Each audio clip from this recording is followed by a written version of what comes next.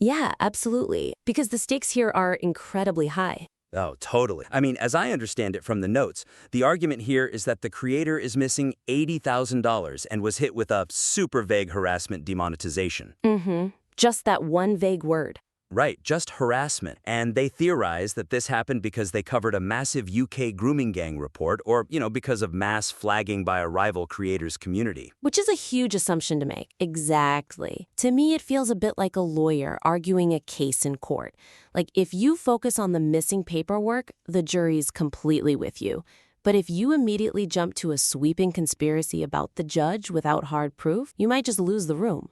Yeah, that is a really great analogy. The material presents a compelling narrative of unfair treatment, but the causal links between the content produced and the platform's penalization remain highly speculative, which ultimately weakens the central argument. Wait, really? I mean, if you're suddenly out 80 grand, aren't you going to desperately look for a reason? Well, sure, human nature dictates you want answers, but the weakness here is that the author explicitly claims that demonetization is either due to their coverage of the UK report or a mass flagging campaign by a rival community. But they present absolutely no direct evidence linking these specific events to YouTube's harassment tag. Ah, I see. So they're relying entirely on personal assumptions and leaps of logic? Exactly. By pointing to a specific video, they voluntarily step into the line of fire. So the suggestion is that the material needs to clearly distinguish between confirmed facts and personal theory. Right. So sort of use the platform's notoriously vague communication as the primary weapon of critique,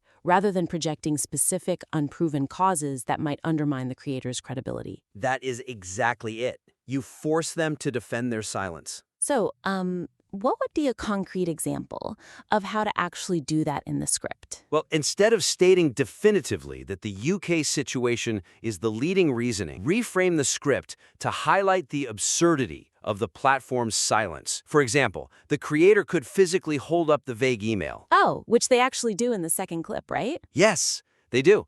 And they can say, YouTube gave absolutely no examples. We are left completely in the dark. Oh, wow. Yeah, like, was it my recent coverage of the UK report? Was it the previous strike regarding Keir Starmer? Exactly. Point out that when the platform refuses to provide details, they weaponize ambiguity. Right, which actually segues perfectly into our second critique on tone and style. Because if guessing what's inside the black box hurts your credibility, we really need to look at how extreme rhetoric damages their status as an objective truth teller. Oh, definitely. The language gets pretty intense.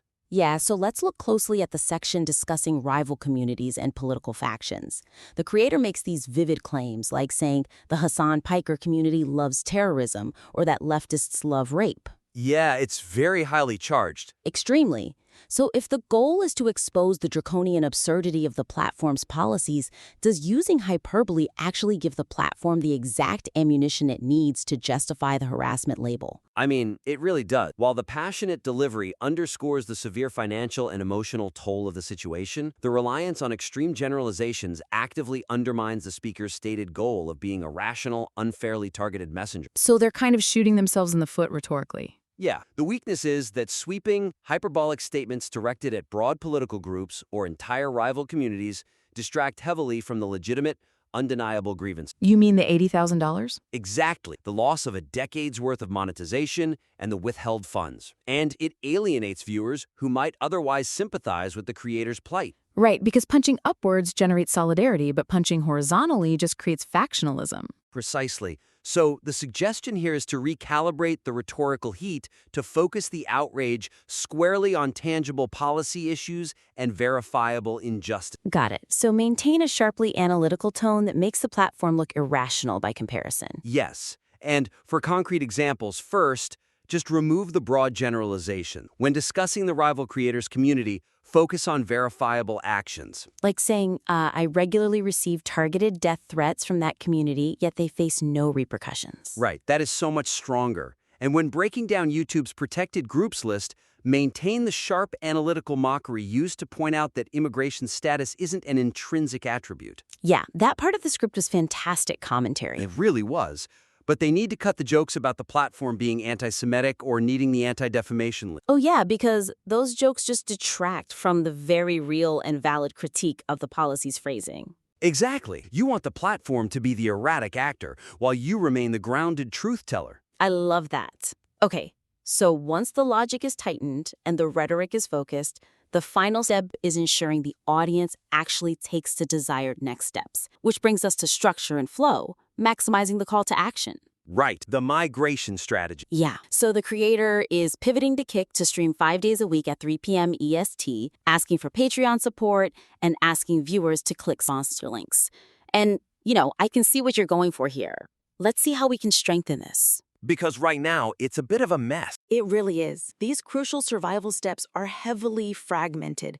They're just buried between recurring complaints about the platform and random side tangents about future content ideas. Yeah, the strategic pivot to alternative platforms and funding methods is conceptually clear, but its impact is severely diluted by being interwoven with scattered, repetitive grievances. It reminds me of terrible e-commerce checkout design. Like, you're trying to buy shoes, but the site keeps redirecting you to articles complaining about shipping logistics.